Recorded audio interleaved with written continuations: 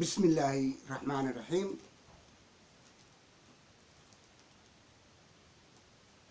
السلام عليكم ورحمة الله وبركاته. Good morning. I am Khaakhaan, sentire la tua voce. Hasta la vittoria siempre, Khaakhaan Yasha. G3. We are the world's young generation of East Africans country. Especially our worship is in the media. We communicate. We are political analyzing. We are looking a hope of success and future. First is the great nation of Ethiopia. Second, the great nation of Federal Ethiopia. Third, justice, peace and love. My press conference is a special, indeed special. Very, very, very sophisticated. Some part will be crucial for criminals, will be crucial for radicalists, will be crucial for corrupted government and politicians. My video is concerning about leadership, is addressed to the attention of His Excellency Prime Minister of Federal of Ethiopia, Ahmed Abiy, the new Prime Minister. Not looks like capable and knowledge Prime Minister and good politician, but active,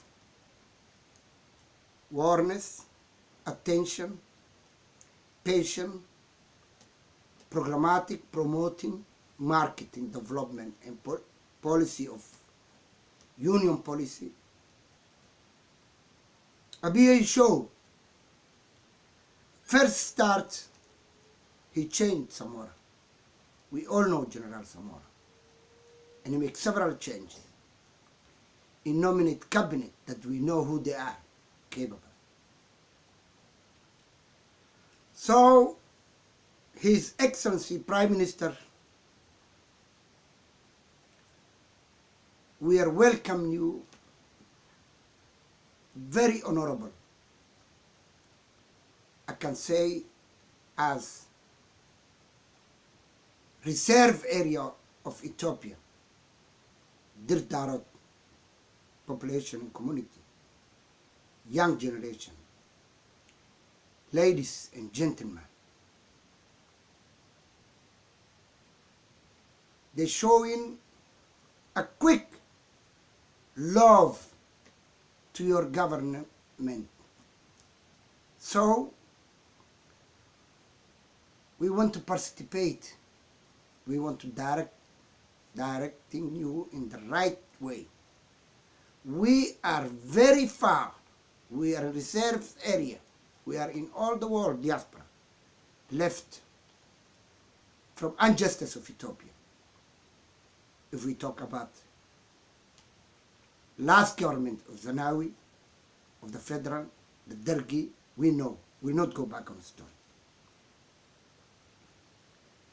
So,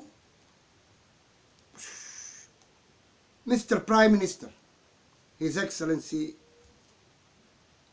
Ahmed Abiy, let us take at Abdi iley, we name it, we call him Faron of 21st century of killing 5 of Ethiopia. Administration and how its foundation are built, and they will leave it to you First priority, you as a prime minister, as the leader of Ethiopia. Secondly, to your cabinet, to your central government, ministers.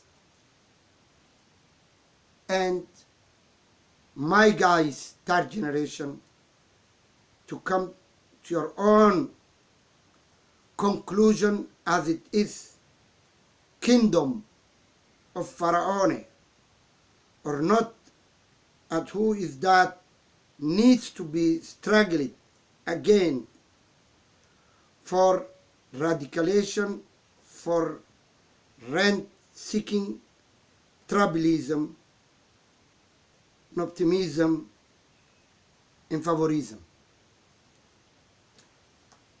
Mr. Prime Minister, Faron President Abdi Iley killing 5. First, his wife, she's member of the parliament, Dagahbur. Level education, housewife. Level education, housewife. Brother of Faron Abdi Iley, brother-in-law, second wife, Qadar Iley, Minister of Trade and Transport and Industrialization, as well as head of political affairs. He is also a member of the governing party executive committees, as well party Congress level of education, Qadar, diploma, a diploma. Faron Abdi Iley, President, young brother Qadar, the biggest businessman in the region. He alone can import clothes, food, drinks, construction material, also owns the only rock crushing machine prior to Father Faron Abdi Iley. Ascendance to power, Mr. Qadar was just an employment, University of Maqla student. Faron Abdi Iley, President, cousin again. Abdurrahman Burale, rank general, commander of notaries, Leopolis, basically the second most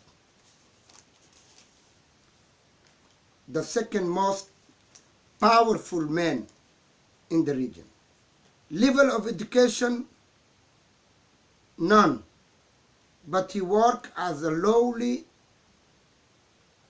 police officer prior to his current position. Faron Abdi Iley, President, and cousin again, and the younger brother of the last discussed. Dil Burale, Deputy State Minister of the Presidency. He is actually the Minister Deputy is just a common flag, level of education, nursing certificate he awarded himself while he was head of the nursing college. Faron Abdi Iley, President, other cousin, Mukhtar Sheikh Subani, head of LEU intelligence, third most powerful figure in the region, illiterate. He was a platoon commander of ONLF. Another cousin of the Faron President Abdi Iley, Faron. Nasruddin Anab, head of the region water department. with the highest budget, level of education, van driver. The other cousin of Faron Abdi iley, President Ahmed Maki, head of Liu Police Affiliation, Construction, Shime, the second most founded department, of course, the water department, level of education, junior high. Another cousin, Faron Abdi iley, President, Farah Mohammed, head of the region department of broadcasting, TV, radio, and website, level education, junior high, and later cameraman. Another his cousin, the Faron Abdi iley, President, Colonel Sanyere. He's a personal protocol assistant. He is also deputy president of the region, as well as Minister of Department Agriculture, level of education none, except for being a corporal in the Notaris Liu,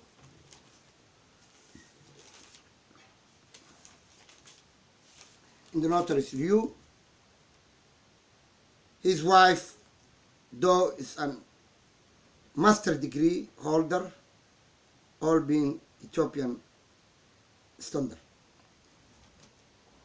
Another cousin of Faron Abdi iley, President, Yasin Dere, head of department and disaster prevention. Before his current assignment, he was head of the department of the revenue collection. Level of education known. Number 12, another cousin of Faron Abdi iley, President, Abdi Fattah Khabase, head of Department of Revenue Collection, level of education unknown to us. 13, another cousin, Faron Abdi iley, President, Dek Book, head of the logistic for the notoriously brutality Luai police, level of education and experience, porter at the warehouse of Mohammed Sheikh Ali Kabidari.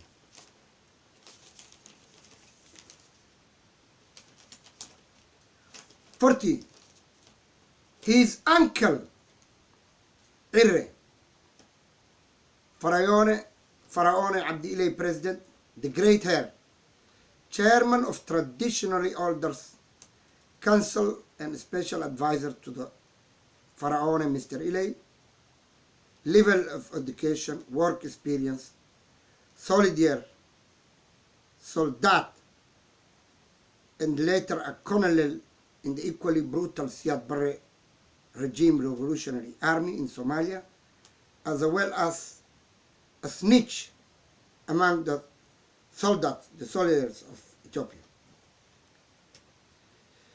Sharup, he is a technical brother-in-law since he married Colonel Irre, daughter Mr. Sharup, or Mr. Mustache. Mr. Mustache or Mr. Mustache. Mr. Mustache, chairman of the region High Court level. High Court. Level of education and experience known, but later was an officer of Siad Barre Revolutionary Army in Somalia. Another, his many cousins, many. Hassan Aka, the puppet out, is the commander of the, he's the commander of the famous jail in Ogaden, the jail of brutality and humiliation for the region. Popularize. Level of education and work experience. Kamel Helder.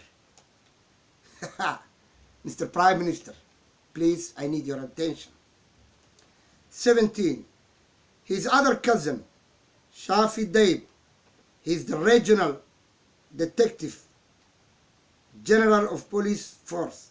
Level of education unknown. Please share if you or anyone knows. 18. Abdi Mahmoud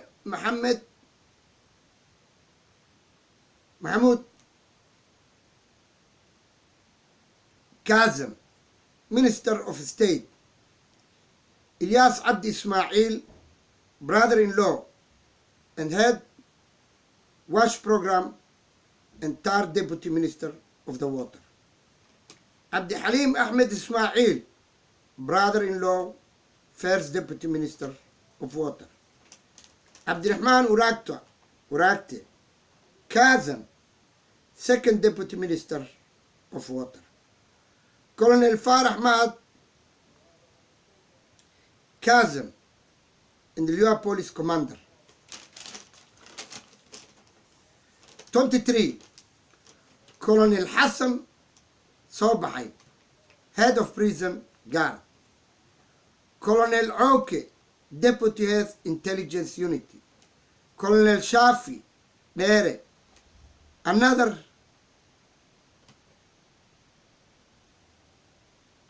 Colonel Shafi Dere, Attorney General of the region. 26. Colonel Nasra Hassan Kazem and Aliwa Police Intelligence Unity. Colonel Deghjir Kazem, Aliu Police Commander. Colonel Hamza Anab Kazem, another head Liu Police Treasury. Lubi Ahmed Kariye Kazem, and head of ESPN. Bashir Wal Kazem, Deputy Minister. His Excellency Prime Minister of Ethiopia, on behalf of Dir Darot, on behalf of Reserve Area of Somalia,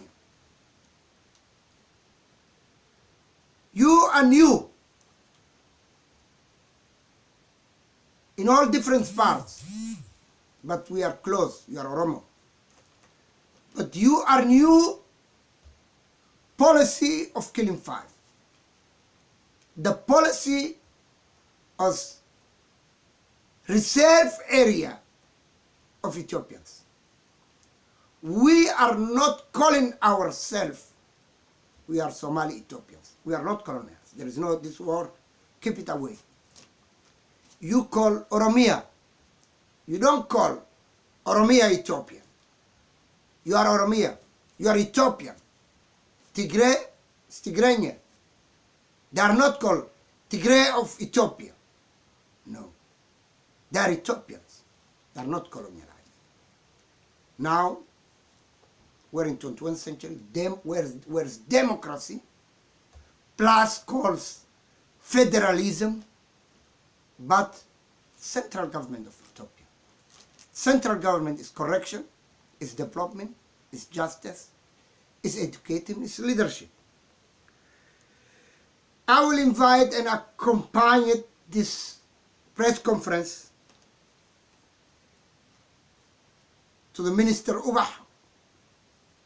Ubah is the Minister of Telecommunication and Information and Technology. I'm calling Ahmed Shidde, is also one of Minister, your cabinet. And I'm calling also the advisor of the Prime Minister, Ambassador Mohammed Dirir, advisor of Somali and Islams and Arabs. So there will be big help for you to discuss this new era of Pharaoh, 21st century in killing 5. We are worship in media.